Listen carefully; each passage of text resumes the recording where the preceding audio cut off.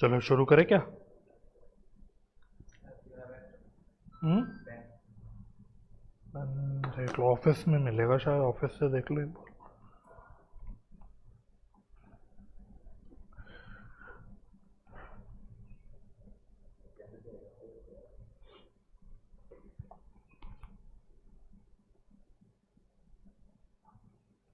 चलो, good morning गौरव, very good morning.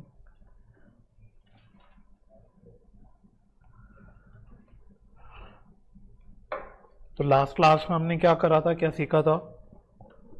Subscription सीखा था, तो रिवाइज कर लिया एक बार। चलो, तो पहले एक क्वेश्चन लिखो।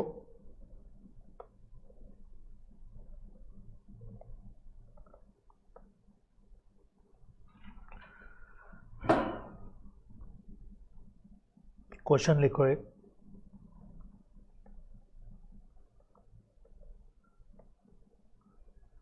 From the following given extracts obtained from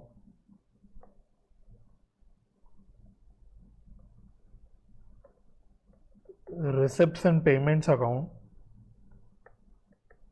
of a club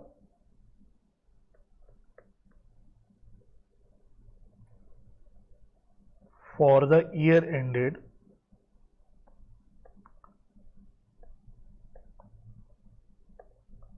31st March 2019 and additional information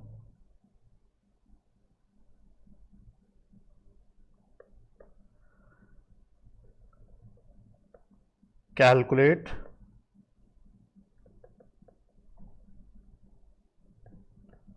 the amount of subscription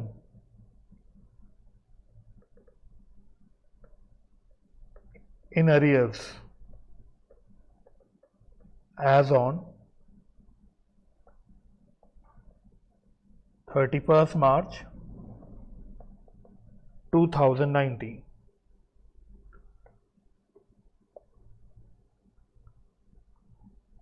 एक कॉलम बनाओ सब्सक्रिप्शन रिसीव्ड का,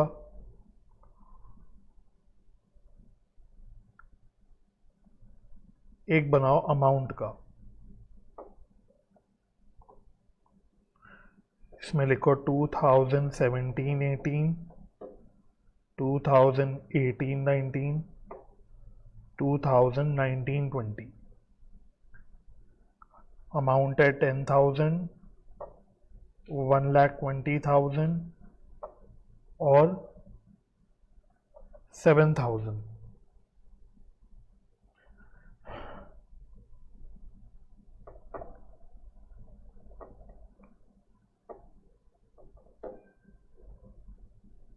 Additional information.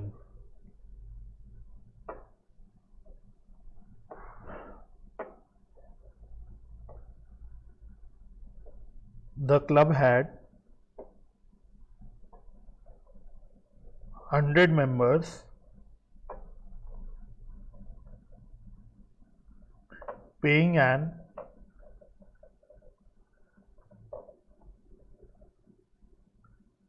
annual subscription of rupees 1,000 each. Of rupees 1,000 each.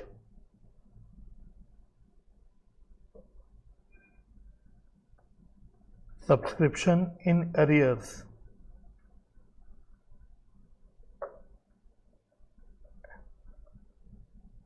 at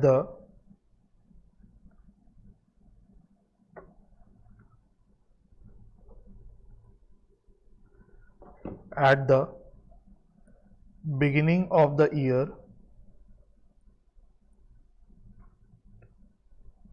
were rupees 16,000.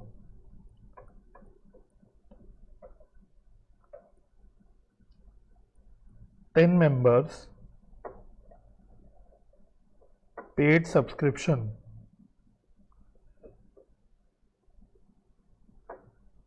for 2018-19 in 2017-18.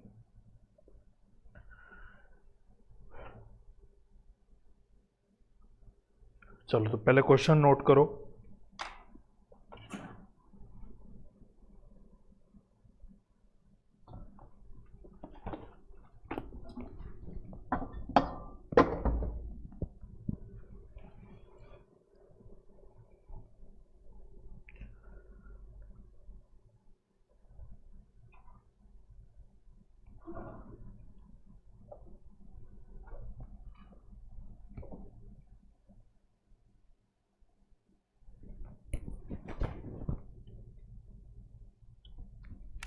Hello hello.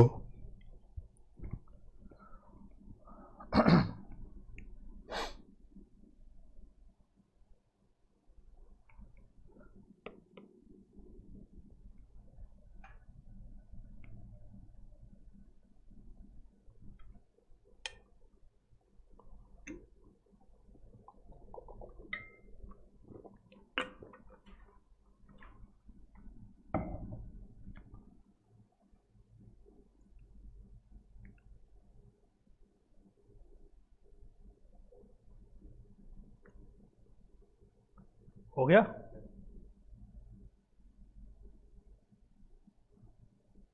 तो पहले तो बस ये बताओ कि आपको निकालना क्या है। मतलब आपको आउटस्टैंडिंग सब्सक्रिप्शन का कौन सा बैलेंस निकालना है? Closing balance. कैसे पता लगा? हाँ, तो ईयर एंड हो रहा है 31 मार्च 2019 को, और आपको आउटस्टैंडिंग सब्सक्रिप्शन कौन से डेट का निकालना है? 31 मार्च 2019। यानी क्या निकालना है? क्लोजिंग। तो सब्सक्रिप्शन अकाउंट का फॉर्मेट याद है क्या?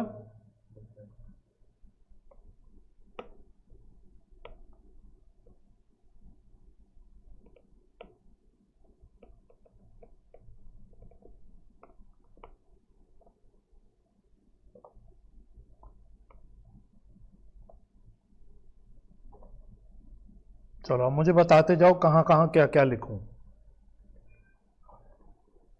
क्वेश्चन आप लिख चुके हो, कहां कहां क्या क्या लिखूं?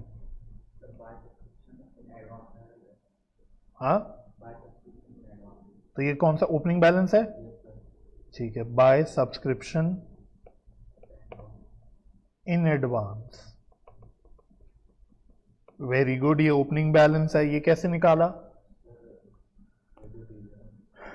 10 मेंबर्स ऐसे थे जिन्होंने करेंट ईयर का यानी 18-19 का जो सब्सक्रिप्शन है वो 17-18 यानी पिछले साल ही दे दिया था।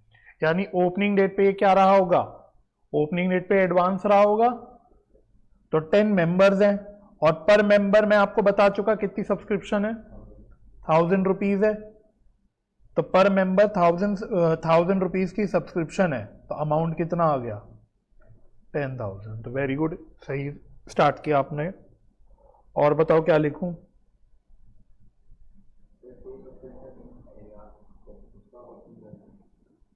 अच्छा, to subscription in arrears.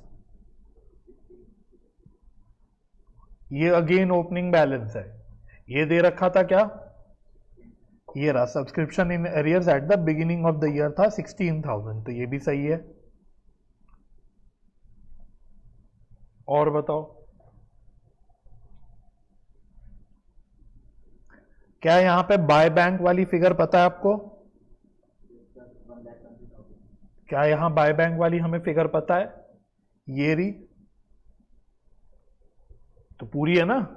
Reception payment account का आपको बता रखा था, बोला क्या था? From the following given extracts obtain from reception payments account and additional information. तो ये जो जानकारी आपको दे रखी है, ये सारे अमाउंट की, ये कहां दे रखी है?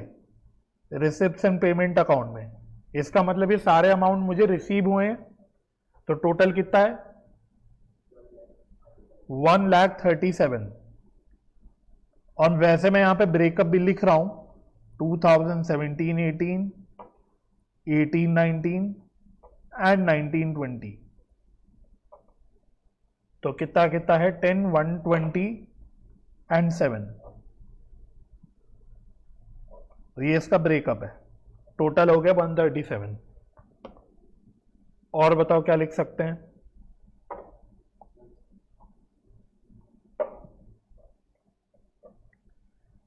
क्या ये वाली फिगर लिख सकते हैं? To income and expenditure account. क्या ऐसी कोई जानकारी है जिससे आप ये लिख सकते हो?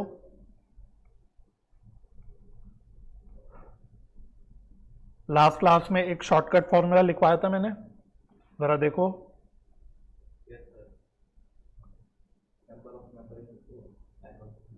तो क्या नंबर ऑफ मेंबर मैंने बताया आपको? क्या मैंने एनुअल सब्सक्रिप्शन बताया? बताया। तो इसका मतलब शॉर्टकट फॉर्मूले से ये निकाला जा सकता है। तो 100 मेंबर्स है और हर मेंबर कितना दे रहा है? 1000 रुपीज।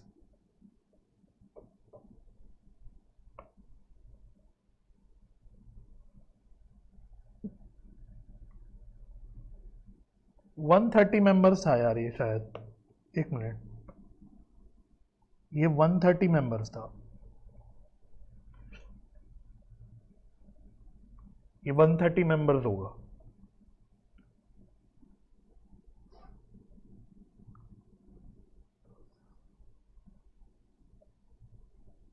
तो ये करेक्शन कर लो, 130 मेंबर्स होगा, तो 130 इंटू 1000, तो ये कितना आ गया? 1,30,000। चलो और कुछ डाल सकता हूं? Very good. तो इसका क्लोजिंग बैलेंस डाल सकता हूं, सब्सक्रिप्शन इन एडवांस का। बताओ कितना होगा इसका क्लोजिंग बैलेंस? क्या मैंने करंट ईयर में अगले साल का कोई एडवांस में पे किया है सब्सक्रिप्शन?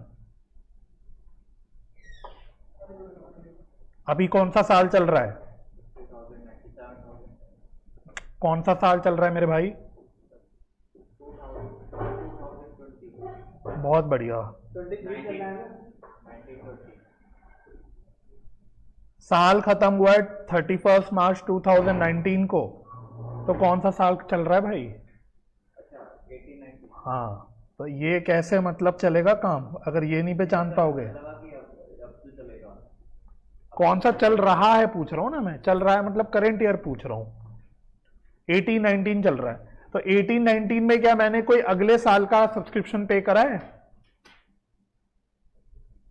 सामने खोल के मैं आपको 2-4 बार पूछ चुका। पे किया ना मैंने 19-20 का, 18-19 चल रहा है और मैंने 19-20 को नेक्स्ट ईयर का अभी से पे कर दिया, तो क्या ये अब मेरा एडवांस का क्लोजिंग बैलेंस बन जाएगा? तो क्या मेरा देखो पूरा फुलफिल हो गया अकाउंट। अब सिर्फ एक बैलेंस बच गया, क्या यहां पे बच जाएगा बैलेंस? ये क्या निकलेगा? सब्सक्रिप्शन इन अरियर्स, और यही आपको निकालना था। तो टोटल आ रहा है 153।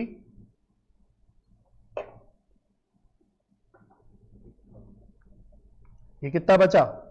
6000। तो यही निकालना था आपको, तो समझ आ गया? तो ये बैलेंसिंग फिगर निकल गया।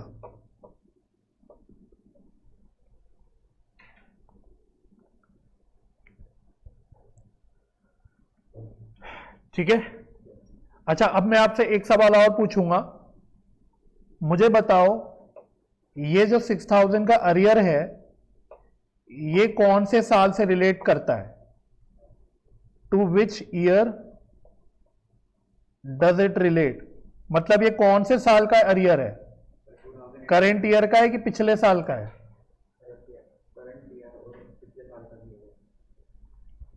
एनालाइज करो। तो यही तो हमें सीखना है। 12वीं के बच्चे तो चलो ये नहीं निकाल सकते थे, अब आप प्रोफेशनल हो गए, अब आपको ये सारी चीजें सोचनी आनी पड़ेगी। ये कौन से साल का अरियर है, क्या ये मैं निकाल सकता हूं या नहीं निकाल सकता? शायद नहीं ना, मुझे पूरा जस्टिफिकेशन के साथ बताओ भाई। आप कल सीएमए बन जाओगे और अपने क्लाइंट को बोलोगे शायद, तो फिर वो हाँ हाँ और हमने 10,000 दे वेरी गुड, बहुत बढ़िया। बस इसी दिशा में आपको सोचना था। भाई पिछले साल का ओपनिंग अरियर कितना था? 16,000। इसमें से मेरे को मिल कितना गया? इसमें से मेरे को मिला कितना है? 10,000। इसका मतलब मुझे कितना नहीं मिला? 6,000 नहीं मिला। तो यानी ये जो 6,000 नहीं मिला ये यही होगा। अच्छा, क्या 18-19 का पूरा पैसा मिल गया? करंट ईयर का क्या पूरा पैसा मिल चुका है? मिलना कितना चाहिए था? अगर 10,000 बचना चाहिए तो बताओ, यहां 6,000 नहीं आएगा बैलेंस, फिर तो कुछ और आना चाहिए, फिर तो 16 आना चाहिए उस हिसाब से। हाँ, तो 1,30,000 मेरे को मिलना चाहिए था, उसमें से करंट ईयर में कितना मिल गया? 120। कितना नहीं मिला? 10। तो ये नहीं मिला नहीं है, ये पिछले साल एडवांस में ही मिल चुका था मेरे को, इसलिए मुझे करंट ईयर में नहीं मिला।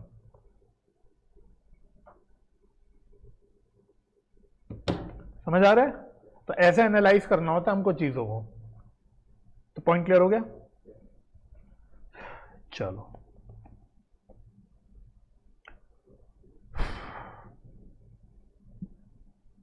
तो इसमें कोई डाउट?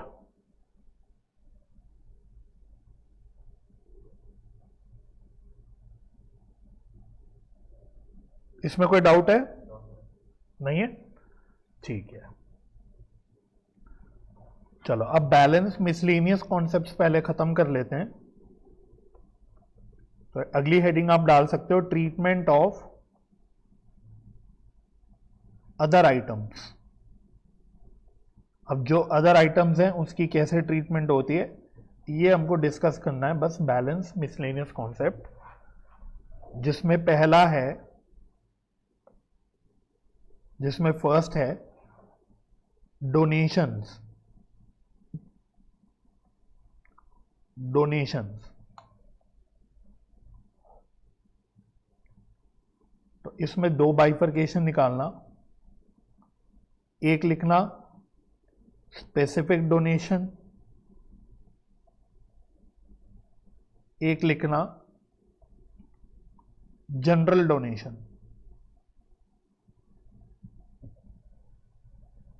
स्पेसिफिक डोनेशन और जनरल डोनेशन। स्पेसिफिक डोनेशन का मतलब स्पेसिफिक पर्पस के लिए जो मिलता है। तो चलो इसका आप बताओगे, स्पेसिफिक डोनेशन का क्या होता है? ढंग से बताओ, पढ़ चुके हो आप, पूरा कॉन्सेप्ट कर चुके हो। जैसे बिल्डिंग के लिए मिला है, हाँ, वो बिल्डिंग में लग जाएगा, जो बचेगा वो जनरल बन जाता है या अगली बार काम आ जाता है। अभी भी ढंग से नहीं बताया। हाँ, तो कहाँ जाता है, उसको कहाँ क्रेडिट करते हो? रिवीजन नहीं हो रही, रिवीजन बिल्कुल भी नहीं हो रही, क्योंकि ये अभी बहुत पुराना पढ़ा हुआ नहीं है ये। हाँ, क्या बोलते हैं उसको?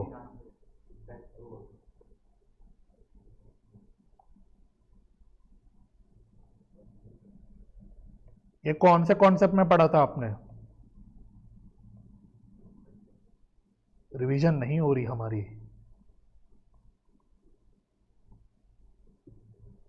तो ये ऑलरेडी कर चुके हैं, इस पे इतने क्वेश्चन एग्जाम्पल सब करे, तो रिवाइज नहीं करा, इसका मतलब ये तो मुझे समझ आ गया। तो फंड बेस्ड अकाउंटिंग भाई घर जाके रिवाइज करना आज कृपया करके। नहीं करोगे अभी रिवाइज, अगर साथ साथ, फिर आप बाद में सोचोगे रिवाइज हो जाएगा, नहीं होगा, फिर भूल जाओगे कि क्या पढ़ा था। तब के तभी रिवाइज होगा, नहीं तो फिर आपको वही रिकॉर्डेड लेक्चर फिर देखने पड़ेंगे। ठीक है, तो इसमें हम फंड बेस्ड अकाउंटिंग अप्लाई करते हैं, जिसमें हमने पढ़ा था अगर स्पेसिफिक पर्पस के लिए कोई डोनेशन मिलता है तो उसको हम लोग स्पेसिफिक फंड में क्रेडिट कर देते हैं। ठीक है, इसके ऊपर पूरी चर्चा हम लोग कर चुके हैं अलग से। अब जनरल डोनेशन की बात करो, जनरल डोनेशन का क्या है, इसका क्या ट्रीटमेंट करते हैं? तो इसमें लिख लो, it is treated as per bylaws. ये वर्ड सुना है कभी, बायलॉज? इसका मतलब तो होता है rule, rule of the NPO. तो भाई एनपीओ अपना रूल बना के चलता है, जिसको बायलॉज बोलते हैं। तो वो उन्होंने अपना जो रूल बनाया होगा कि भाई जनरल डोनेशन का हम ये ट्रीटमेंट करेंगे, उसको उसी को फॉलो करते हैं। अगर कोई बाय लॉ है नहीं तो इफ नो बाय लॉ, अगर हमने कोई रूल बनाया ही नहीं कि डोनेशन का क्या करना है तो क्या करेंगे?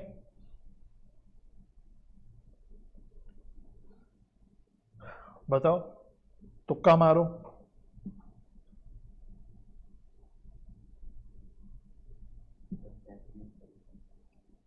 कैसे भी नहीं। फिर आप उसको डोनेशन का नेचर देखना पड़ेगा। क्या वो रिकरिंग नेचर का डोनेशन है जो बार बार मिलता है, या फिर हो सकता है वो नॉन रिकरिंग नेचर का हो। मानो वन टाइम मिला कोई डोनेशन, हर बार ही नहीं मिलता। Non recurring nature.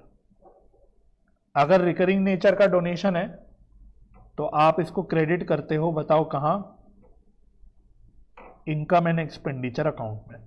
तो रिकरिंग नेचर है तो आप बोलते हो कि भाई ये एक रेगुलर नेचर का की इनकम है, यानी हम इसको रेवेन्यू रिसिप्ट की तरह मानते हैं।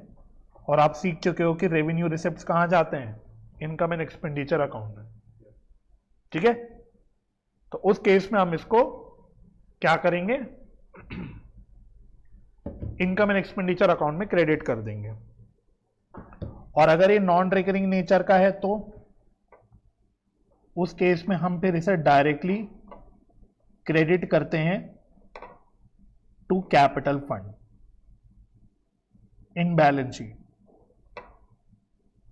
तो सीधा हम बैलेंस शीट में जब कैपिटल फंड दिखाएंगे तो वहीं पे हम इसको डायरेक्टली क्रेडिट कर देंगे अगर ये नॉन रिकरिंग नेचर का है तो, यानी हम इसको मानते हैं कैपिटल रिसिप्ट।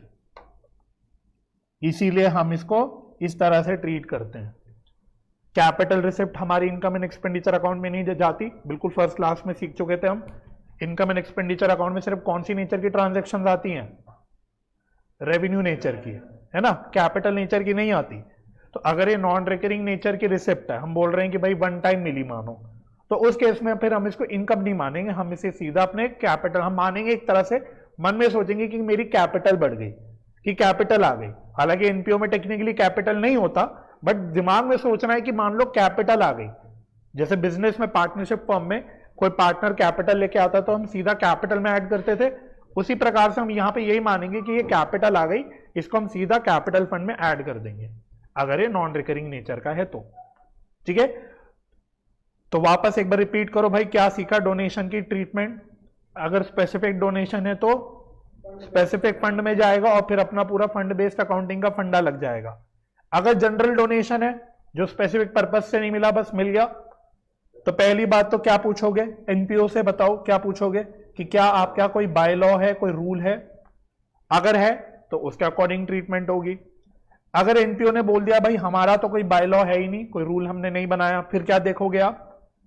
फिर आप देखोगे कि डोनेशन रिकरिंग नेचर का है कि नॉन रिकरिंग नेचर का है। अगर रिकरिंग नेचर का है तो आप कौन सी रिसिप्ट मानोगे? रेवेन्यू रिसिप्ट मानोगे, और अकॉर्डिंगली इसको कहां क्रेडिट कर दोगे? इनकम एंड एक्सपेंडिचर अकाउंट में। और अगर ये नॉन रिकरिंग नेचर का होगा तो क्या मानोगे? कैपिटल रिसिप्ट, और इसको डायरेक्टली क्या कर दोगे?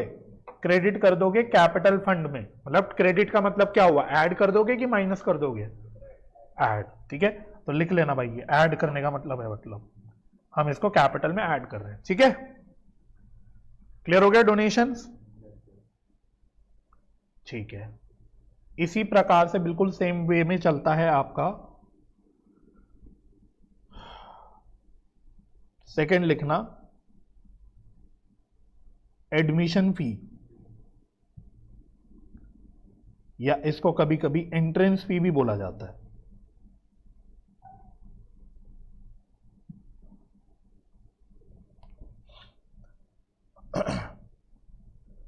तो इसकी ट्रीटमेंट क्या होगी? तो इसकी ट्रीटमेंट भी लिख दो, as per by law. By law बोले तो रूल ऑफ एनपीओ, तो इसकी ट्रीटमेंट भी एज पर बाय लॉ होगी। इफ नो बाय लॉ, अगर कोई बाय लॉ नहीं है तो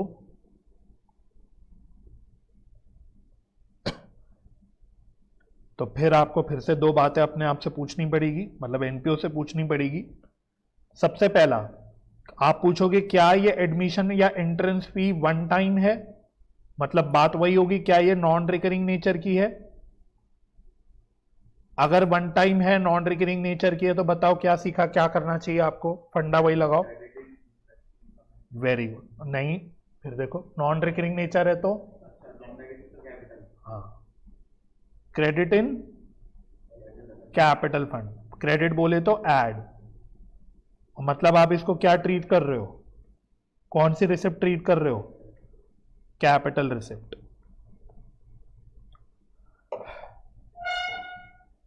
और अगर ये रिकरिंग नेचर की है, मानो छोटे छोटे अमाउंट की, भाई रिकरिंग नेचर की होगी तो स्मॉल अमाउंट की होगी। भाई किसी क्लब में घुसने के लिए आप हर बारी घुसने के लिए एडमिशन फी पे कर रहे हो या एंट्रेंस फी पे कर रहे हो, और वो बहुत बड़ा बड़ा अमाउंट तो मांगेंगे नहीं ना, कोई छोटा ही अमाउंट मांगेंगे। अगर वन टाइम मांगेंगे तो बड़ा अमाउंट मांगेंगे, अगर छोटा मतलब बार बार मांगेंगे तो छोटा अमाउंट मांगेंगे। तो अगर ये रिकरिंग नेचर की है, स्मॉल स्मॉल अमाउंट की है, तो क्या करोगे, वही कहां क्रेडिट कर दोगे, अब आप इसको इनकम एंड एक्सपेंडिचर अकाउंट में क्रेडिट कर दोगे, यानी कौन सी रिसिप्ट मानोगे, रेवेन्यू रिसिप्ट। तो वही बात हो गई, एडमिशन फी, एंट्रेंस फी। पहले तो देखो कि बायलॉ में क्या लिखा है, रूल क्या लिखा है। अगर बायलॉ नहीं है तो फिर वही मतलब मोटा मोटा वही फंडा है, क्या ये नॉन रिकरिंग नेचर का है या रिकरिंग नेचर का है। नॉन रिकरिंग नेचर का है तो कैपिटल रिसिप्ट, और रिकरिंग नेचर का है तो रेवेन्यू रिसिप्ट। ठीक है, तो फंडा यही चलेगा। तो क्लियर हो गया। थर्ड, लाइफ मेंबरशिप फी। लाइफ मेंबरशिप फी, तो लाइफ मेंबरशिप फी नाम से क्या समझ आ रहा है वैसे पढ़ के, तो वैसे तो देखो ऐसा इंस्टीट्यूट में नहीं होता। मानो कल को हमारा institute of chartered accountants of India या आपका सीएमए इंस्टीट्यूट कल को बोल दे कि आप या तो भाई हर साल मेंबरशिप फी पे करो, जैसे मैंने आपको बताया था, या वो ये भी हो सकता है बोले आप वन टाइम पे कर दो और वो पूरी जिंदगी भर के लिए वैलिड हो जाएगा। ठीक है, उसको हम बोलते हैं लाइफ मेंबरशिप फी। तो कोई भी एनपीओ अपने मेंबर से अगर कोई फीस चार्ज करता है अपनी मेंबरशिप के लिए वन टाइम, कि अभी पे करो और जिंदगी भर उसका लुत्फ उठाओ, तो उसको क्या बोलेंगे, लाइफ मेंबरशिप फी। तो बहुत सारे ऐसे क्लब्स होते हैं ना, जैसे सोसाइटी के क्लब्स होते हैं, वहां पे फंडा चलता है, वहां पे वो वन टाइम मेंबरशिप फी ले लेते हैं और फिर आप जिंदगी भर उस मेंबरशिप का बेनिफिट ले सकते हो। तो लाइफ मेंबरशिप फी क्या होती है, लिख लो, it is a lump sum subscription. तो वैसे हमने सब्सक्रिप्शन के कॉन्सेप्ट में क्या पढ़ा था कि वो एनुअली या पीरियोडिकली चार्ज करी जाती है, बट ये लमसम है। It is a lump sum subscription और fees collected from a new member. भाई मैंने कल को बोला कि मैं सेक्टर 26 का एक क्लब है ना, तो मैंने बोला मैं सेक्टर 26 का क्लब का मेंबर बनना चाहता हूं, तो वो मुझसे बहुत मोटा अमाउंट ले लेगा, 2-4 लाख रुपए ले लेगा एक बार में। वो बोलेगा ये 2-4 लाख रुपए जो भी ये पे करो, और फिर आप सेक्टर 26 का जो क्लब है उसके मेंबर बन जाओगे और लाइफ टाइम उसका बेनिफिट उठा पाओगे। तो बस ये है, it is a lump sum subscription और fees collected from a new member. अब इसकी ट्रीटमेंट क्या होगी बताओ, ये रिकरिंग नेचर का होगा कि नॉन रिकरिंग नेचर का होगा। अगर मैं ऐसे बोल रहा हूं ये वन टाइम फी है, नॉन रिकरिंग नेचर, तो it is of non recurring nature. और मोमेंट मैंने अगर बोल दिया नॉन रिकरिंग नेचर का है, तो ऊपर का फंडा अप्लाई करते हुए इसको क्या ट्रीट करना चाहिए बताओ। वेरी गुड, तो इसको ट्रीट करना चाहिए as capital receipt. It is treated as capital receipt. और कैपिटल रिसिप्ट की तरह ट्रीट करने का मतलब क्या करेंगे, देखो स्पेसिफिक फंड में तो नहीं ऐड कर सकते, स्पेसिफिक फंड में तो नहीं ऐड कर सकते, क्योंकि स्पेसिफिक फंड तो वो फंड होता है जो स्पेसिफिक पर्पस के लिए बना होता है, ये कोई स्पेसिफिक पर्पस के लिए तो नहीं बन रहा। ठीक है, तो it is generally credited directly to capital fund. इसको हम लोग सीधा कैपिटल फंड में डायरेक्टली क्रेडिट कर देते हैं। It is generally credited directly to capital fund.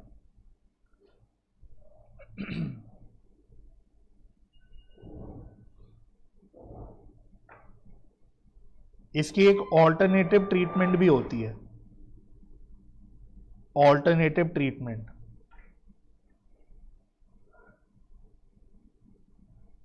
Alternative treatment इसकी क्या होती है? It is treated as deferred revenue receipt। तो ये कभी कभी ऐसी ट्रीटमेंट भी हो सकती है, इसको हम ट्रीट कर ले as deferred revenue receipt. Deferred revenue receipt treat करने का मतलब क्या हो गया? Every year a portion of such fee, every year a portion of such fee is transferred to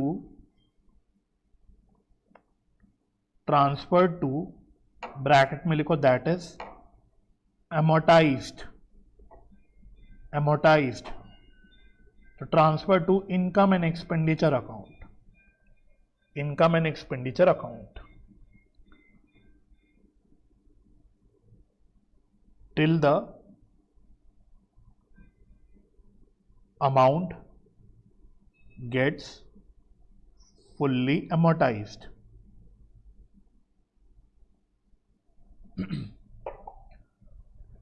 ठीक है, तो मतलब जर्नल एंट्रीज देखो क्या क्या बनेगी। जब मैंने बोला when fee is received, life membership fee receive होती है, तो क्या एंट्री होगी? सिर्फ यहां पे बात कर रहा हूं मैं इस वाली ट्रीटमेंट की। तो bank account debit to deferred life membership fee. तो इस तरह का हम एक अकाउंट ही खोल देंगे, डेफर्ड लाइफ मेंबरशिप फी, और इसमें हम पूरा अमाउंट दिखा देंगे और फिर एनुअली एक एंट्री पास करेंगे एवरी ईयर। मानो एवरी ईयर एंड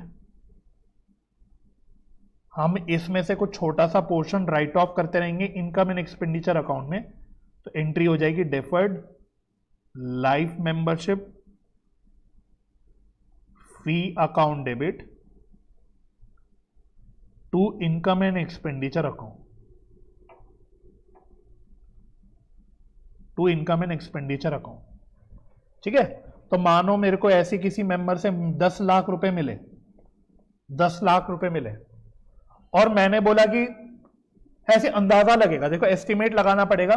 मैंने बोला कि 10 लाख रुपए के बदले जो लाइफ मेंबरशिप, वैसे तो लाइफ मेंबरशिप फी है लेकिन ये 20 साल तक चलेगी। मेंबर 20 साल तक आके मजे लेता रहेगा, 20 साल बाद वो आना छोड़ देगा, ऐसा मैंने अनुमान लगाया। तो बताओ हर साल मैं कितना कितना अमाउंट डालता रहूंगा इनकम एंड एक्सपेंडिचर अकाउंट में? बताओ, बोलो ना। मैंने बोला ये 20 साल का बेनिफिट लेगा कोई मेंबर लाइफ मेंबरशिप फी का, तो टोटल अमाउंट है 10 लाख रुपए। तो बताओ हर साल मुझे कितना टुकड़ा टुकड़ा डालते रहना चाहिए? बताओ 10 लाख डिवाइडेड बाय 20 ईयर्स, तो हर साल कितना कितना आएगा? 50,000। तो हर साल में 50,000 50,000 50,000 ऐसे करते करते कहां डालता रहूंगा? इनकम एंड एक्सपेंडिचर अकाउंट में। सुबह नाश्ता करके नहीं आए लग रहा है आज। मंगवाऊं कुछ? बताओ, कुछ फल वल मंगवाऊं? तो पराठे खाने के बाद भी इतनी कम एनर्जी है, इससे ज्यादा एनर्जी तो मेरी खाली पेट रहती है। बात समझ में आ गई? तो ये एक ऑल्टरनेटिव ट्रीटमेंट है। कौन सी ट्रीटमेंट है? ऑल्टरनेटिव। जनरली तो क्या करते हैं, जनरली हम लोग इसको कहां डालते हैं? बस सीधा कैपिटल फंड में। ठीक है, अच्छा यहां पे अगर मानो 20 साल होने से पहले 20 साल होने से पहले मेंबर की डेथ हो जाती है। मैंने तो अनुमान 20 साल का लगाया था, लेकिन मानो 10 साल बाद उस बेचारे मेंबर की डेथ हो गई, तो अब बताओ अगर बीच में उसकी डेथ हो गई तो क्या अब उसका भूत आके मजे लेगा क्लब के? नहीं, अब तो वो आएगा नहीं। तो अगर बीच में किसी मेंबर की डेथ हो जाती है, ऑन डेथ ऑफ मेंबर, तो क्या होता है? On death of member, then balance left in deferred life membership fee account, deferred life membership fee account, इसका क्या होता है? is transfer to capital fund। फिर हम बचा हुआ जो भी बैलेंस है उसको कहां ट्रांसफर कर देंगे? कैपिटल फंड में। तो ये ऑल्टरनेटिव कॉम्प्लिकेटेड ट्रीटमेंट है। सिंपल ट्रीटमेंट तो है कि पहले ही आप सारा का सारा अमाउंट कैपिटल फंड में डाल दो, लेकिन अगर आप इसको डेफर्ड रिसिप्ट मान रहे हो और कहते हो हर साल मैं इसको इनकम एंड एक्सपेंडिचर अकाउंट में डालता रहूंगा, तो पहले तो आपको अनुमान लगाना पड़ेगा ये 20 साल का कि भाई लाइफ मेंबरशिप फी के अगेंस्ट मुझे कितने साल सर्विस देनी पड़ेगी, ठीक है। और उतने सालों में मैं टुकड़े टुकड़े में एसएलएम बेसिस में क्या करूंगा? इसको इनकम एंड एक्सपेंडिचर अकाउंट में राइट ऑफ करता रहूंगा। अब 20 साल में से मानो 12 साल बाद मेंबर की डेथ हो जाती है, तो क्या करेंगे? तो जो लेफ्ट होगा, बैलेंस लेफ्ट होगा, 8 साल का जो बैलेंस बच जाएगा उसको एक साथ उठा के कहां ट्रांसफर कर देंगे? कैपिटल फंड में। बात समझ में आ गई? तो ये होता है लाइफ मेंबरशिप फी, ठीक है। चलो नेक्स्ट, कितने पॉइंट हो गए? 3 हो गए। चौथा लिखो, लेगेसी। वर्ड सुना है कभी लेगेसी? लेगेसी, तो लेगेसी का मतलब क्या होता है? अच्छा, अगर आपने सुना है तो कुछ बताओ। चलो छोड़ो, ये भी एक प्रकार की डोनेशन है। It is a donation, it is a donation received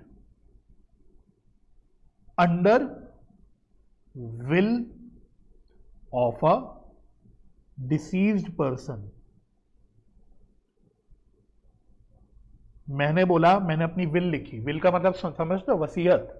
मैंने अपनी वसीयत में लिखा कि मेरी मृत्यु होने के बाद मेरा जितना भी धन है वो फलाना एनपीओ में या फलाने एनजीओ में डोनेट कर दिया जाए। ऐसा मूवीज में भी आपने सुना होगा, है ना। मूवीज के प्लॉट होते हैं इसमें, फिर परिवार वाले लड़ते हैं कि भाई हमारा हक है उस धन पे, लेकिन जो मरने वाला होता है वो अपना सारा धन कहाँ छोड़ के चला जाता है? किसी एनजीओ में, कोई किसी भी मतलब इस तरह की सोशल पर्पस के लिए छोड़ के चला जाता है। तो ये उसको हम बोलते हैं लेगेसी डोनेशन। तो है ये डोनेशन ही, लेकिन ये मिलती है किसी एनपीओ को under a will of a deceased person. अब इसकी ट्रीटमेंट क्या होती है? इसकी ट्रीटमेंट क्या होती है? हाँ, it is treated as capital receipt. क्यों कैपिटल रिसिप्ट? भाई अगर मैंने अपनी विल के अगेंस्ट छोड़ दिया, भाई मरूंगा तो मैं जिंदगी में एक ही बार ना, बार बार तो नहीं मरूंगा। तो एक बार मरूंगा तो मेरी जो विल है वो एक बार जाएगी एनपीओ को, बार बार थोड़ी मेरी जाती रहेगी, मेरा भूत थोड़ी देता रहेगा। बात समझ में आ रही है? इसलिए काइंड ऑफ एक कह सकते हैं नॉन रिकरिंग नेचर का ही डोनेशन है। और मोमेंट मैंने बोल दिया कोई चीज नॉन रिकरिंग नेचर की है, तो वो आपको कैसे ट्रीट करनी है? As a capital transaction. तो एनपीओ के लिए ये भी कैपिटल रिसिप्ट होगी। और मोमेंट मैंने बोला कैपिटल रिसिप्ट है, तो बताओ क्या करेंगे? इट विल बी कहां क्रेडिट करेंगे? बोलो। Capital fund. It will be credited to capital fund.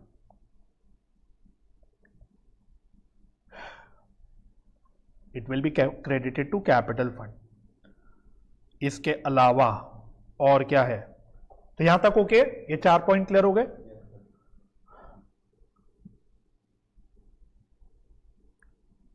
Fifth लिखो, ऑनरेनियम। ऑनरेनियम,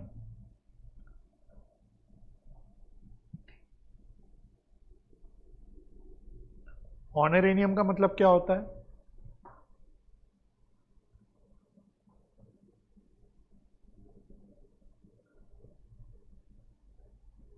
मानो किसी XYZ कॉलेज ने मेरे को बोला कि शैलेंद्र सर आप आओ हमारे कॉलेज में और एक दिन हमारे यहाँ अकाउंट्स के ऊपर गेस्ट लेक्चर दो। सुना है, कई बार कॉलेजेस में गेस्ट लेक्चर्स के लिए बुलाया जाता है, किसी को स्पीकर को बुलाया जाता है, कभी कभी मोटिवेशनल स्पीकर्स को बुलाया जाता है। तो क्या वो फ्री में आ जाता है या उनको कुछ दिया जाता है? उनको दिया जाता है। अच्छा, अगर मैं किसी कॉलेज में गया और मेरे को उन्होंने कुछ दिया, गिफ्ट दिया या कुछ भी XYZ अमाउंट दिया, तो क्या वो मेरी सैलरी है? नहीं, मैं एम्प्लॉय तो नहीं हूं ना कॉलेज का, मैं एम्प्लॉय नहीं हूं। तो वो जो मेरे को मिलेगा वो क्या होगा? ऑनरेरियम। ठीक है, तो फॉर एग्जाम्पल ऐसे करके लिख दो, इसी एग्जाम्पल से चलती है बात। For example amount paid to a guest lecturer, to a guest lecturer, it is not a salary. बस ये याद रखना कि it is not a salary. तो बहुत सारे लोग ऑनरेरियम को डे टू डे भाषा में सैलरी की तरह ही मान लेते कि भाई सैलरी मिल गई, लेकिन ये सैलरी नहीं है।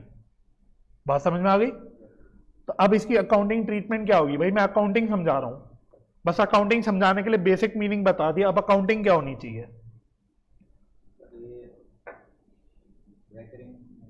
हाँ, very good. It is treated as revenue. बताओ रेवेन्यू को आगे क्या लिखूं? रिसिप्ट लिखूं कि एक्सपेंडिचर लिखूं? Very good.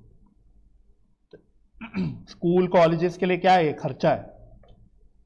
और मोमेंट मैंने बोल दिया रेवेन्यू एक्सपेंडिचर है, तो क्या होना चाहिए इसका?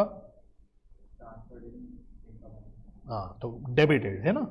तो खर्चों को कहां डालते हैं हम लोग? डेबिट साइड में। तो it is debited to income and expenditure account.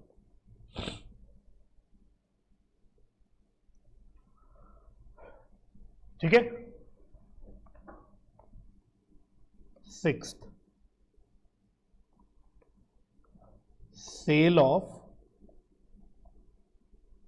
Newspaper, periodicals, etc.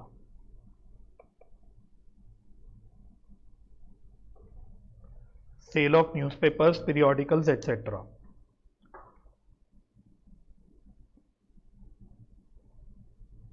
तो बताओ, जब न्यूज़पेपर वगैरह खरीदते हैं, पीरियोडिकल समझते हो? पीरियोडिकल्स हमने डिस्कस भी किया था, मैगजीन्स वगैरह जैसे। तो खरीदते वक्त एनपीओ इसको क्या ट्रीट करता है? मैंने इसके ऊपर पूरा आपको लेक्चर भाषण भी दिया था, आपको पूरा बताया था कि बुक्स को हम एसेट मानते हैं हमेशा, लेकिन न्यूज़पेपर वगैरह, पीरियोडिकल्स, मैगजीन, इनको एसेट नहीं मानते हम, इनको बस खर्चा ही मानते कि खर्चा है, एक साल में बस इसका बेनिफिट मिलेगा हमको। तो जब उसको मैंने नॉर्मल खर्चा माना था, अब मानो न्यूज़पेपर जो पड़ा है उसको हम कबाड़ी वाले को बेच देते हैं, अब उससे मुझे कुछ जो अमाउंट रिसीव हुआ उसको मैं क्या मानूंगा? नॉर्मल इनकम मानूंगा। भाई जब खर्चा कर रहे थे तो नॉर्मल खर्चा मांग रहे थे, अब जब बेच के मैं कुछ रियलाइज कर रहा हूं, पैसा मिल रहा है मेरे को, तो उसको क्या मानूंगा? एक इनकम मानूंगा। बस यही बात है। It is treated as revenue receipt. तो बताओ इसकी ट्रीटमेंट कहां होनी चाहिए फाइनल अकाउंट्स में? कैसे दिखाएंगे इसको? Very good. It is credited to income and expenditure account.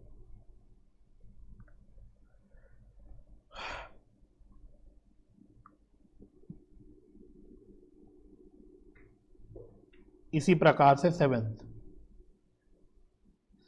Cell of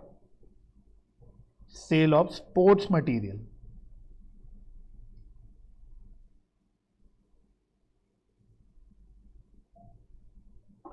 cell of sports material.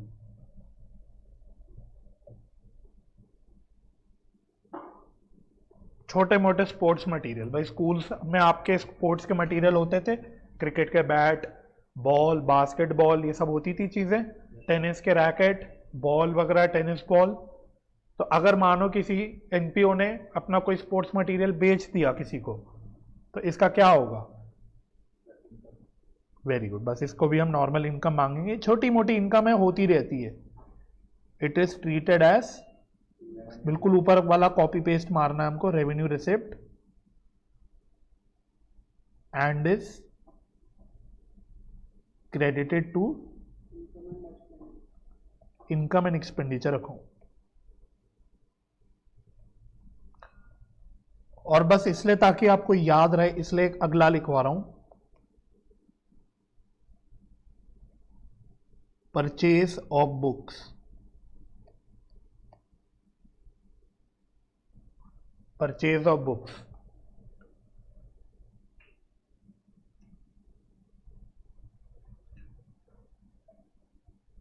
बताओ बुक्स परचेज करी, इसको क्या ट्रीट करना है? एसेट। तो क्या बोलूंगा?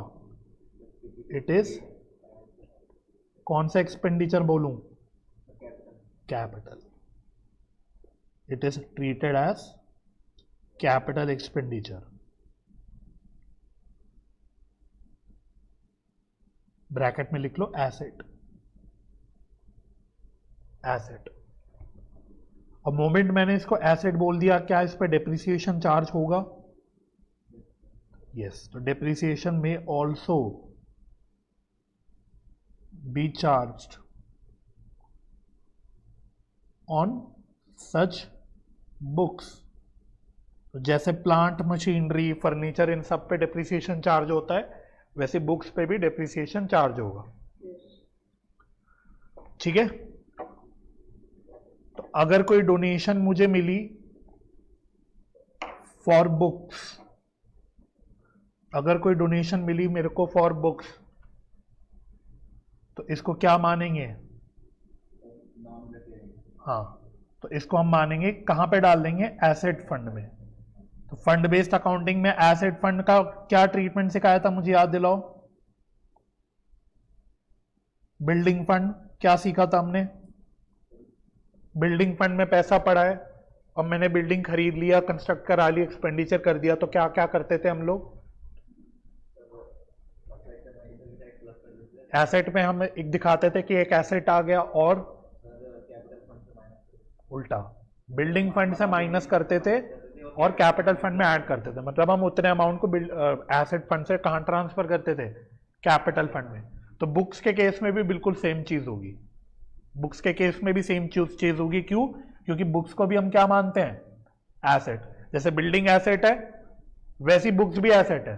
तो अगर कोई बुक के लिए मेरे पास फंड पड़ा हुआ है बुक फंड के नाम से, और फिर उस फंड से मैं बुक खरीदता हूं, तो क्या होगा? एक तरफ बैलेंस शीट में एसेट साइड बुक्स आ जाएंगी और दूसरी तरफ मैं बुक फंड से कैपिटल फंड में जो भी खरीदा मैंने, जितना भी अमाउंट का खरीदा, उसको ट्रांसफर कर दूंगा। तो याद रहेगी बात। तो मैंने इसलिए क्लैरिटी के लिए लिखवा दिया। ठीक है। तो बस कॉन्सेप्चुअली चैप्टर यही है। कॉन्सेप्ट पे तो आप कांटा लगा सकते हो। अब मुझे आपको एक बड़ा क्वेश्चन कराना है।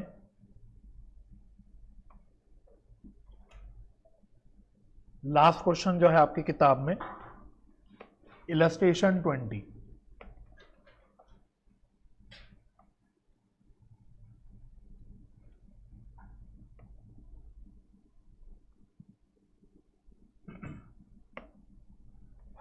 चलो, तो अब जो भी चीजें आपने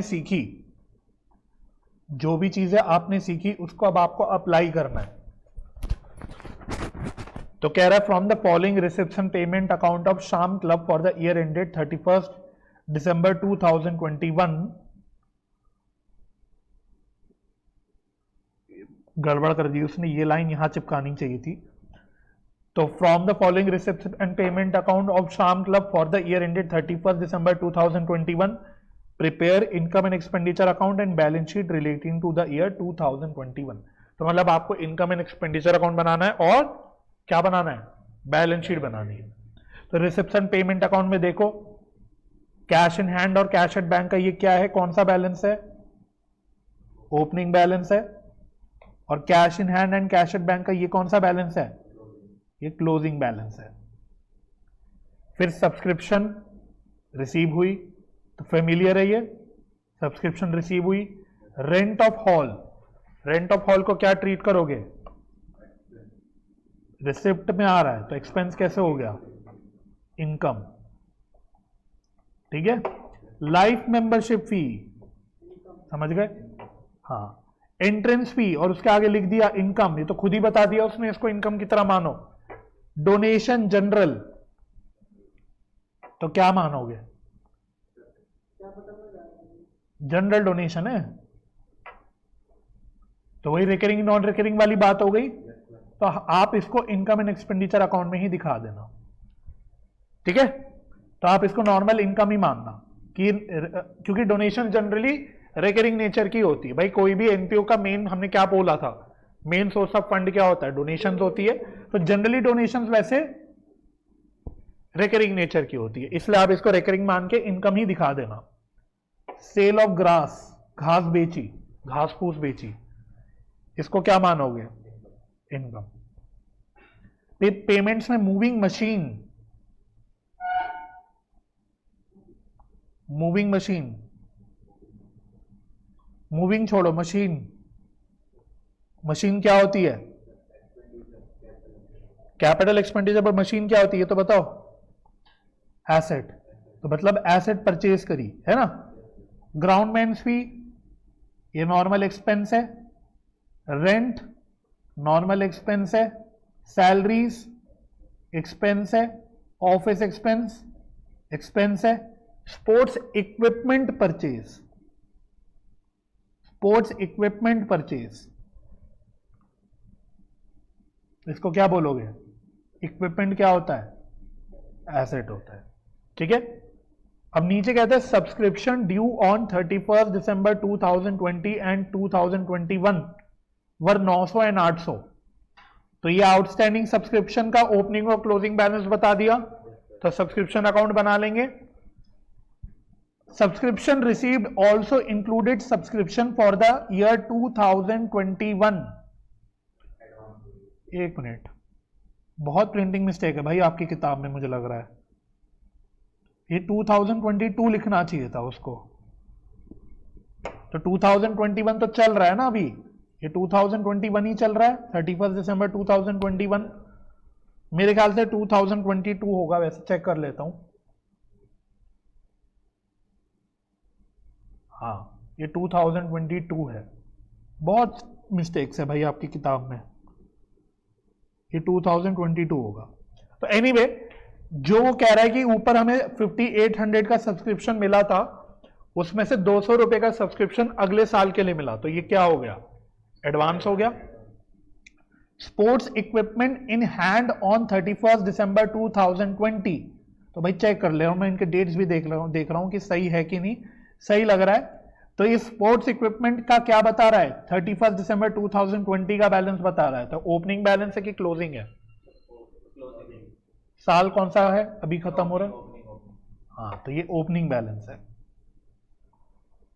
the value placed on his equipment in hand on 31 December 2021 was 1300। ये क्या है? Closing balance. तो आपको पता है क्या करना पड़ेगा? इतनी सारी जानकारी हो गई, ओपनिंग क्लोजिंग बैलेंस है, परचेज भी है स्पोर्ट्स इक्विपमेंट का, तो आपको क्या करना पड़ेगा? आपको स्पोर्ट्स इक्विपमेंट का अकाउंट ही बनाना पड़ेगा। इतनी सारी जब भी जानकारी हो ना किसी से रिलेटेड, उसका अकाउंट बना डालो, बेस्ट होता है। तो बना लेंगे चलो इसका। अब फिर moving machine, the moving machine was purchase on 1 जनवरी 2021। तो ये मूविंग मशीन हमने जो खरीदी थी, वो कह रहा है ये हमने 1 जनवरी 2021 को खरीदी थी, यानी साल की फर्स्ट डेट पे, साल के फर्स्ट डे पे खरीदी थी। And is to be depreciated at 20% per annum. तो इस पे आपको 20% पर एनम का डेप्रिसिएशन चार्ज करना है। डेप्रिसिएशन क्या इनकम एंड एक्सपेंडिचर अकाउंट में आता है? आता है। ऑफिस एक्सपेंसेस इंक्लूड 300 रुपए for 2020 and 400 are still due for payment. तो सारी चीजें देखो आपको सिखा चुका हूं मैं। कह रहा है कि ऊपर ऑफिस एक्सपेंस जो हमने पे करा, कुछ तो पिछले साल का पे करा 2020 का, तो ये क्या होगा? क्या ये आउटस्टैंडिंग एट बिगिनिंग होगा? और कह रहा है कि 400 रुपए are still due for payment, तो ये क्या होगा? ये आउटस्टैंडिंग एट एंड होगा। तो मैं आपको सिखा चुका कि आपको एक्सपेंस कितना डेबिट करना है अकाउंट में, कैसे कैलकुलेट करते हैं, समझ आ गया? तो वही अप्लाई करना है आपको। प्रिपेयर करो इनकम एंड एक्सपेंडिचर अकाउंट और वो सब जो आपको करना है, बैलेंस शीट और इनकम एंड एक्सपेंडिचर अकाउंट बनानी है, ठीक है? आओ, तो खुद करोगे कि मैं कराऊं?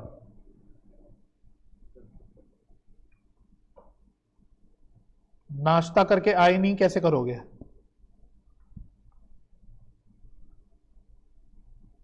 Income and expenditure account for the year ended 31st December 2021।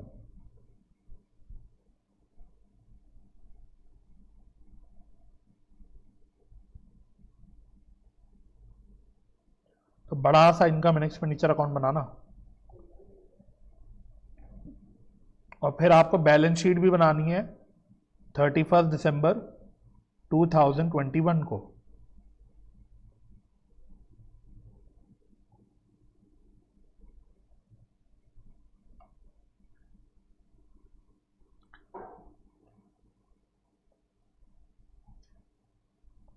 और एक मजेदार बात यह है कि आपको एक बैलेंस शीट और बनानी पड़ेगी इसमें, बताओ क्यों और कौन सी?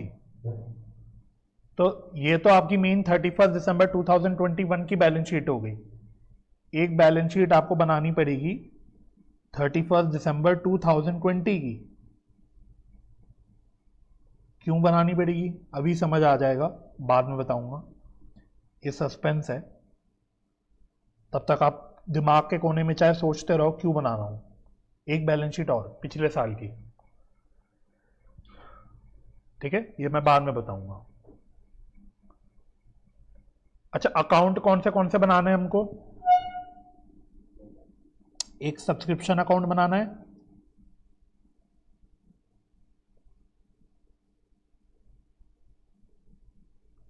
एक सब्सक्रिप्शन अकाउंट बनाना है,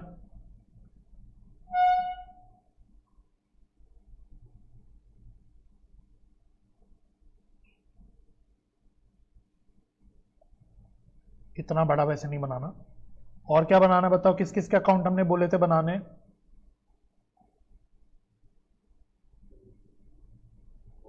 स्पोर्ट्स इक्विपमेंट,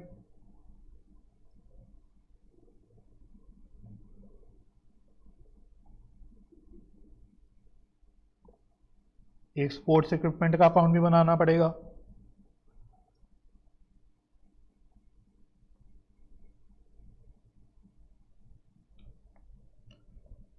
और क्या ऑफिस एक्सपेंस का अकाउंट बनाना है या ऐसे ही कर लेंगे कैलकुलेट प्लस माइनस करके?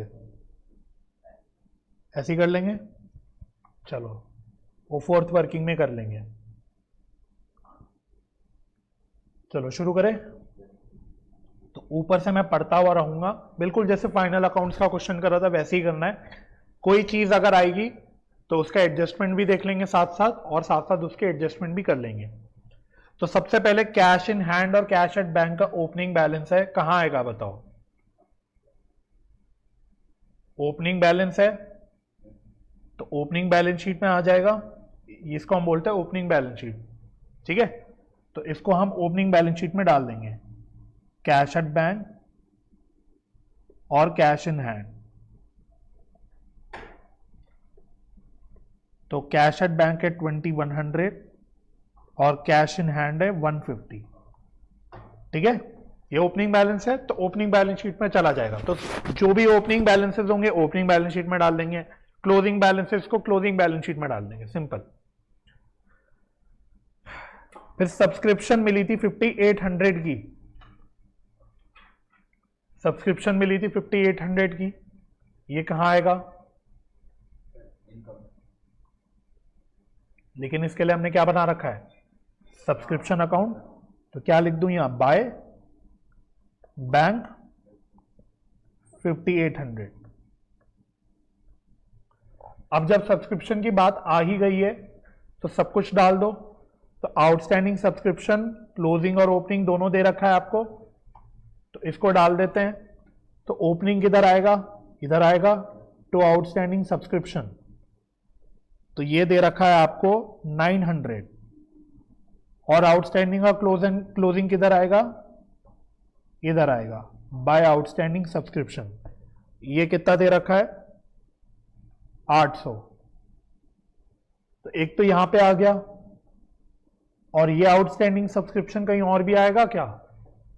क्या सीखा था हमने? बैलेंस शीट में आएगा क्या?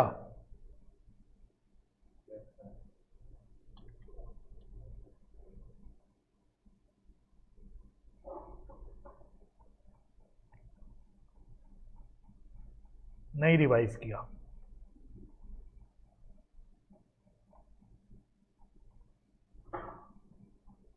लास्ट क्लास में किया था मेरे ख्याल से हमने, है ना। चलो, तो एनीवे, तो आउटस्टैंडिंग सब्सक्रिप्शन एक एसेट होता है। तो एसेट किधर आता है? बैलेंस शीट में। तो ओपनिंग बैलेंस शीट में ओपनिंग आउटस्टैंडिंग सब्सक्रिप्शन आ जाएगा।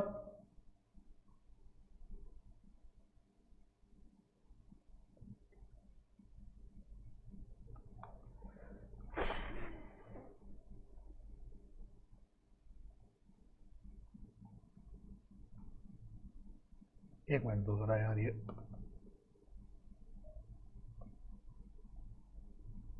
चलो, ओपनिंग बैलेंस शीट में ओपनिंग आउटस्टैंडिंग सब्सक्रिप्शन आ जाएगा 900 और क्लोजिंग बैलेंस शीट में यहां आ जाएगा आउटस्टैंडिंग सब्सक्रिप्शन 800। ठीक है, आउटस्टैंडिंग सब्सक्रिप्शन एसेट होता है ना, पढ़ा था कि नहीं पढ़ा था? यस सर, कुछ नहीं याद। तो बिल्कुल रिवाइज नहीं कर रहे क्या आप लोग? हाँ,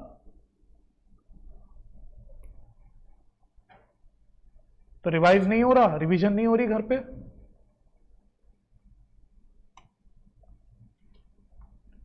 नोट्स में चेक कर लो भाई पहले, आपकी शांति मेरे को हजम नहीं हो रही।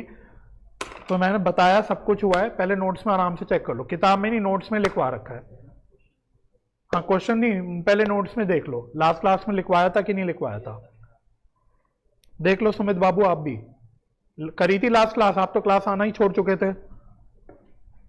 करिए लास्ट क्लास, आपने नहीं करी है? नहीं करी ना, तो फिर ये मेरी गलती नहीं है।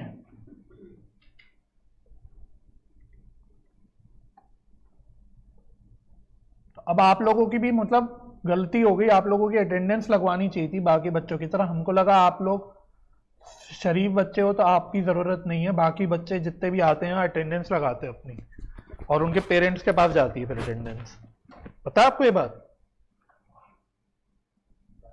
चलो, अच्छा, सब्सक्रिप्शन से रिलेटेड उसने एक बात और बोली थी कि जो सब्सक्रिप्शन हमें मिला, कुछ हमें अगले साल का मिला, तो ये है क्लोजिंग हो जाएगा, ये क्लोजिंग हो जाएगा टू एडवांस सब्सक्रिप्शन। तो मैं अब कर रहा हूं भाई, अगर आपके नहीं समझ आ रहा क्योंकि आपने क्लासेस नहीं करी तो उसका मैं जिम्मेदार नहीं हूं, उसके आप ही जिम्मेदार हो, क्योंकि ये सारी चीजें मैं आपको सब लिखवा चुका हूं, सिखा चुका हूं।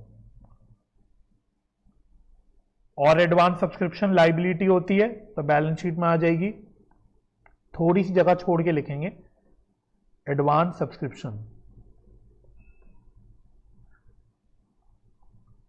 एडवांस सब्सक्रिप्शन तो कितना था? 200। ठीक है, और बताओ और क्या है सब्सक्रिप्शन से रिलेटेड? कुछ और है क्या? और तो कुछ नहीं है, तो क्लोज कर देंगे सब्सक्रिप्शन अकाउंट,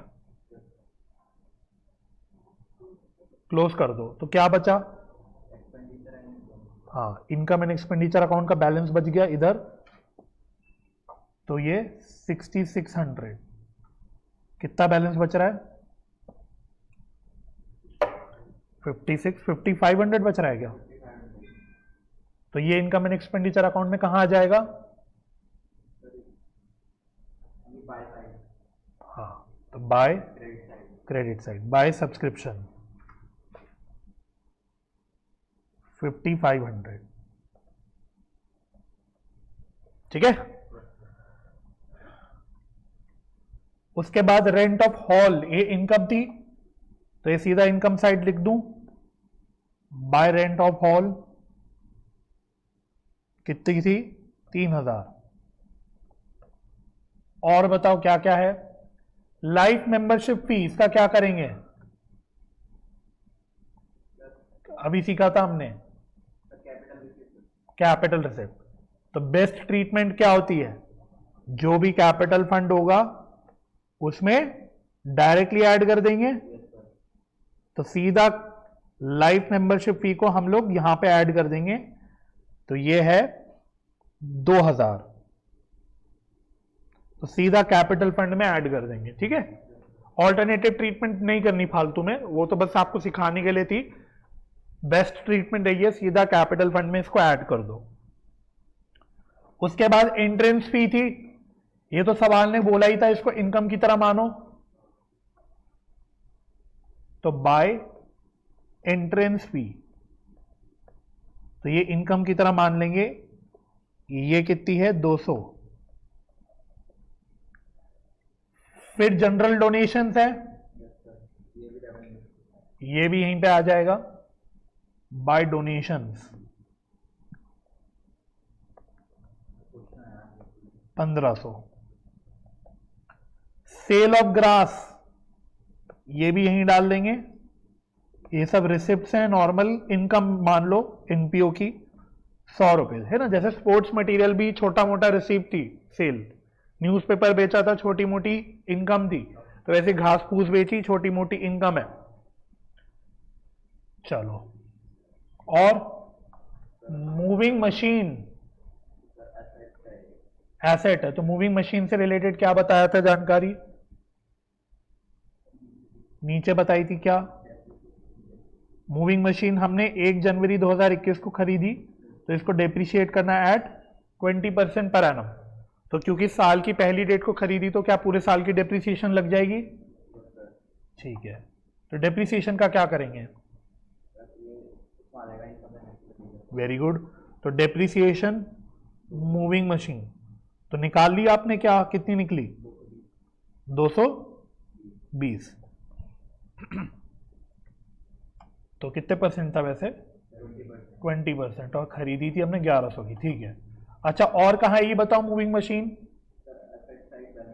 बैलेंस शीट के एसेट साइड पे। तो बैलेंस शीट ये रही मूविंग मशीन। तो क्या पूरी अमाउंट आएगा या डेप्रिसिएशन माइनस करके आएगा, डेप्रिसिएशन माइनस करके आएगा। तो 1100 में से 220 माइनस कर दो तो कितना बचा 880। 880 बचा शायद,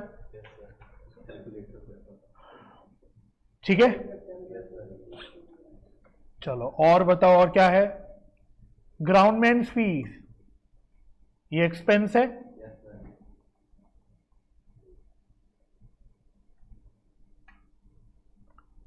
टू ग्राउंड मैन फी कितनी है 1500। फिर क्या था, रेंट था 500, रेंट भी खर्चा है 500।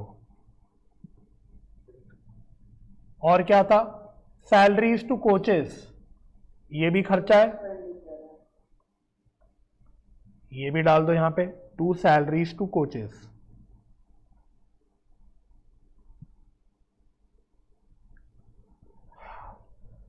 $4500। और ऑफिस एक्सपेंस, तो इसके लिए थोड़ी मेहनत करनी पड़ेगी, तो ये मैं वर्किंग नोट में कर लेता हूं। ऑफिस एक्सपेंस, चलो, तो office expense reception payment account के हिसाब से हमने पे कितना करा है, ये करा है 2400 का। अब मुझे बताओ आउटस्टैंडिंग एट एंड का क्या होता है और आउटस्टैंडिंग एट बिगिनिंग का क्या होता है।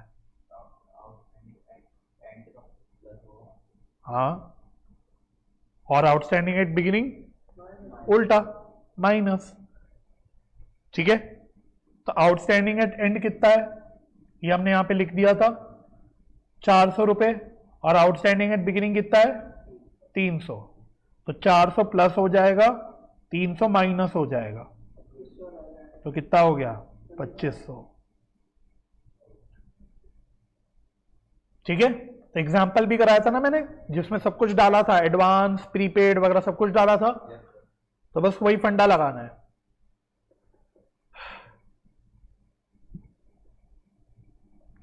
तो टू ऑफिस एक्सपेंस 2500 लिख लिया था वो, या नीचे करूं, चलो जल्दी से लिख लो। तो अब यहां लिख लो जब तक, तब तक मैं आपके साथ डिस्कस कर रहा हूं। ये आउटस्टैंडिंग एक्सपेंस क्या होती है, आउटस्टैंडिंग एक्सपेंस क्या होता है, लाइबिलिटी की एसेट? आउटस्टैंडिंग एक्सपेंस एसेट होती है कि लाइबिलिटी होती है? लाइबिलिटी होती है, तो बैलेंस शीट में आनी चाहिए लाइबिलिटी। तो आउटस्टैंडिंग एट एंड ये कौन सी बैलेंस शीट में आएगा? क्लोजिंग बैलेंस शीट में। और जो बिगिनिंग में आउटस्टैंडिंग था वो कौन सी बैलेंस शीट में आएगा? पुरानी वाली। नई क्लोजिंग है, पुरानी वाली ओपनिंग है। ओपनिंग मतलब ओपनिंग डेट की। तो पहले लिख लो और फिर आप तब तक बैलेंस शीट में भी डाल दो इसको। लिख लिया ये?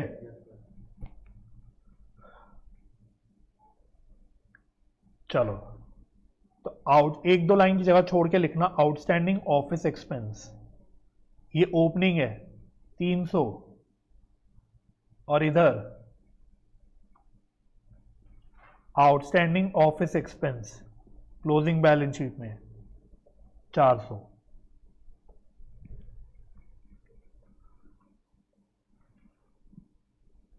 हो गया? तो ओपनिंग जो बैलेंस शीट थी, ये ओपनिंग बैलेंस शीट थी जो बेसिकली लास्ट ईयर की क्लोजिंग बैलेंस शीट होगी। उसमें हमने लास्ट ईयर के बैलेंस डाल दिए, यहां पे हमने करेंट ईयर के बैलेंस डाल दिए। बात समझ में आ रही है? उसके बाद स्पोर्ट्स इक्विपमेंट 1200 खरीदा था,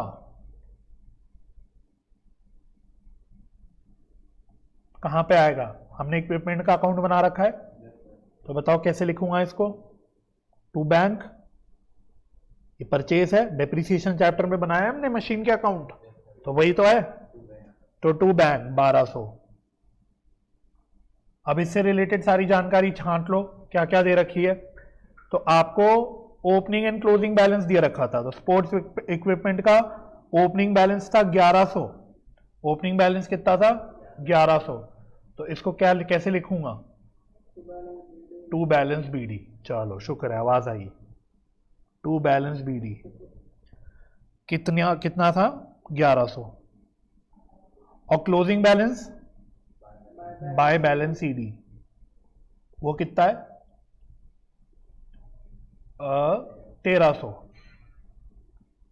और लगे हाथों एसेट है, तो एसेट बैलेंस शीट में भी आएगा। तो ओपनिंग बैलेंस शीट में ओपनिंग बैलेंस डाल देंगे, स्पोर्ट्स इक्विपमेंट,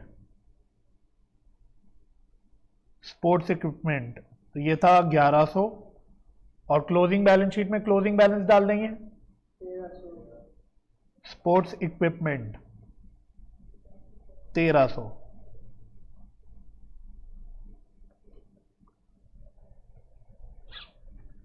ठीक है, तो ये भी हो गया। फिर कैश इन हैंड और कैश एट बैंक का क्लोजिंग बैलेंस है, ये कहां आएगा? 2021 की बैलेंस शीट में। Very good. तो कैश इन हैंड और कैश एट बैंक, तो कैश इन हैंड है 350 और कैश एट बैंक है 3300। तो एक बार यहां तक कर लो और देख लो क्या कोई एडजस्टमेंट या कोई चीज छूट गई अभी तक। चेक कर लो। रिसिप्ट्स में सारी रिसिप्ट्स डाल दी हमने कहीं ना कहीं, पेमेंट्स कहीं ना कहीं सारी डाल दी। एडजस्टमेंट जो नीचे इतना बड़ा पैरा दिया था देख लो, सब कुछ कर लिया हमने। सब्सक्रिप्शन का काम हो गया, स्पोर्ट्स इक्विपमेंट के बैलेंस पड़ गए, मूविंग मशीन का डेप्रिसिएशन वाला पॉइंट था वो कर दिया, ऑफिस एक्सपेंस का काम कर दिया, तो सब कुछ हो गया। अब सबसे पहले अपने अकाउंट क्लोज करो। कोई अकाउंट है जो क्लोज नहीं हुआ? सब्सक्रिप्शन अकाउंट क्लोज कर चुके थे, स्पोर्ट्स इक्विपमेंट का अकाउंट क्लोज करो। तो बैलेंस किधर बच रहा है इसका? तो बताओ ये क्या बैलेंस बच रहा होगा? ये क्यों बच रहा है बैलेंस? क्या है ये बैलेंस? लगाओ अकल।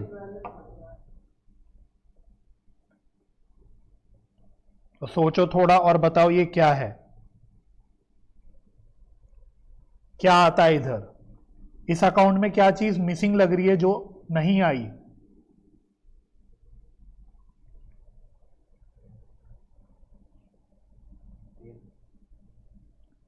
सेल भी अच्छा गैस है, लेकिन सेल हम तब तक नहीं लेते जब तक ये लास्ट रिजॉर्ट ना हो, मतलब दे या तो दे रखा हो स्पेसिफिकली या लास्ट रिजॉर्ट हो कि कुछ और नहीं बच रहा तो सेल ही होगा। लेकिन एक चीज और है जो स्पोर्ट्स इक्विपमेंट पे मेजर एक खर्चा है।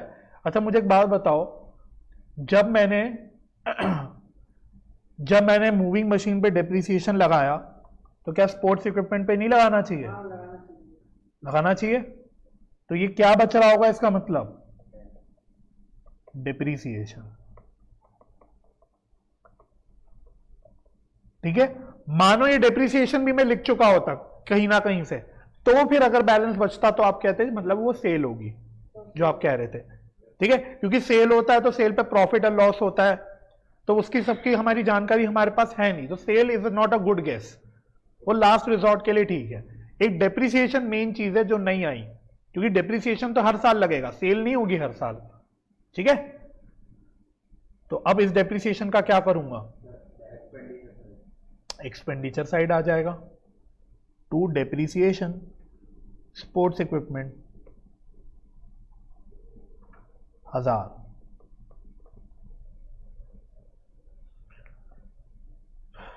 चलो हो गया।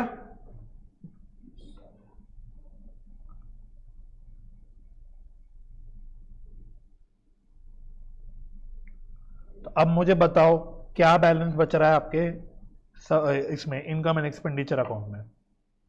इनकम एंड एक्सपेंडिचर अकाउंट के बैलेंस को क्या बोलते हैं?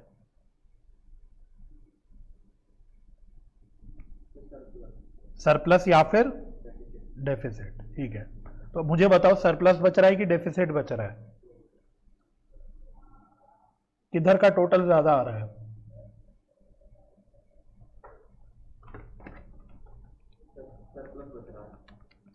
सरप्लस बच रहा है। तो टोटल कितना आ रहा है? 10,300।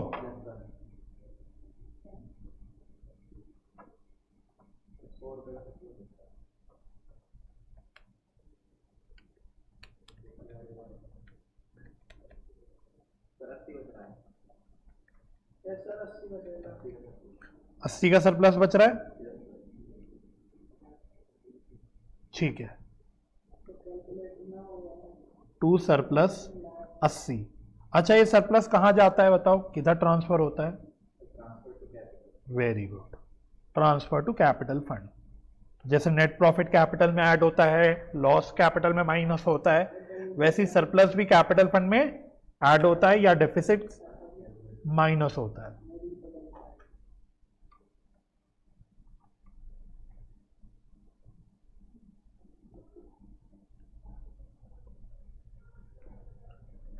चलो,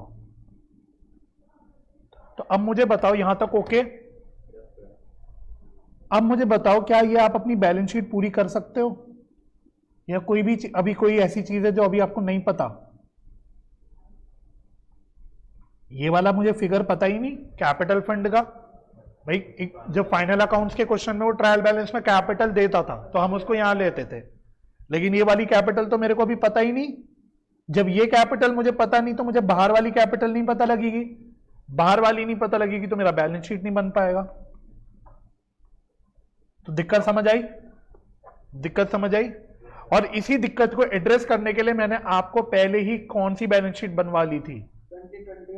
ओपनिंग। क्यों बनाई थी हमने? इसका सिर्फ ये पर्पस था कि हम ये कैपिटल फंड कितना था भाई पिछले साल के अंत में, भाई पिछले साल का कैपिटल इस साल का ओपनिंग कैपिटल बनेगा, तो जब मेरे पास ओपनिंग कैपिटल होगा तभी मैं करंट ईयर का क्लोजिंग भी निकाल सकता हूं। तो ये निकालने के लिए मैंने आपको ओपनिंग बैलेंस शीट बनवाई थी। तो ये आपका यहां पे बैलेंसिंग फिगर निकल जाएगा। चलो कितना बैलेंसिंग फिगर निकल रहा है? 2250। तो 4250 टोटल आ रहा है, इसमें से 300 गए तो 3950। तो ये कैपिटल फंड में ऊपर यहां पे चला जाएगा 3950, और अब आपको अपना यहां का कैपिटल पता लग जाएगा कि ये कितना आ रहा है। तो 3950 2080, तो ये कितना आ गया? 60 6630। और अब आप चेक कर लो क्या आपकी बैलेंस शीट टैली हो रही है। तो लाइबिलिटी साइड का टोटल तो 6630 आ रहा है, तो एसेट साइड का भी आ रहा है क्या total?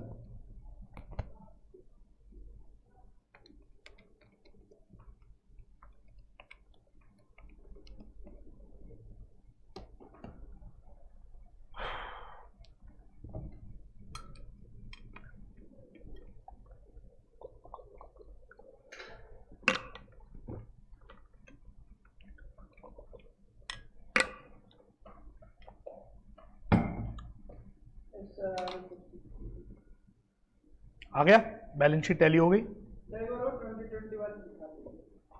Opening balance sheet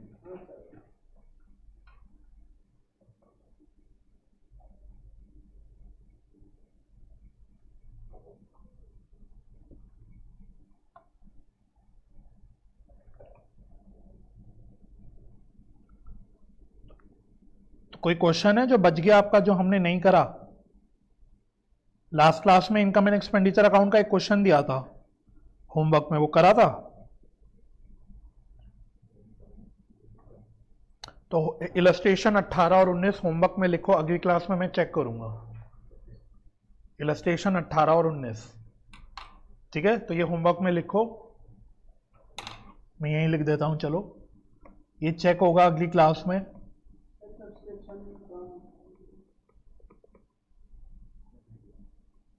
subscription account ये लो,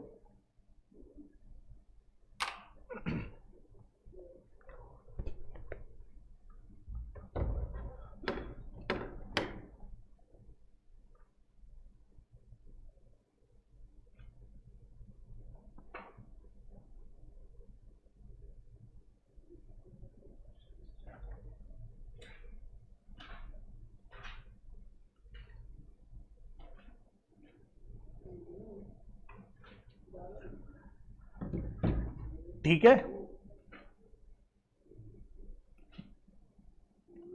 मॉड्यूल 2 के सारे चैप्टर्स पढ़ लिए आप लोगों ने? कंसाइनमेंट क्या क्या था मॉड्यूल 2 में? कंसाइनमेंट, जॉइंट वेंचर और बिल ऑफ एक्सचेंज। तो इसका टेस्ट रख लें, ऑफ कोर्स एमसीक्यू टेस्ट। तो कब रखना है बताओ? सैटरडे तक कर लोगे रिवाइज या अगले हफ्ते रख लूं? जब आप बोलोगे। सब बच्चे बता दो, हो जाएगा सैटरडे तक रिवीजन इन तीनों का? छोटे छोटे चैप्टर थे वैसे। तो टेस्ट रखते हैं हम लोग सैटरडे को।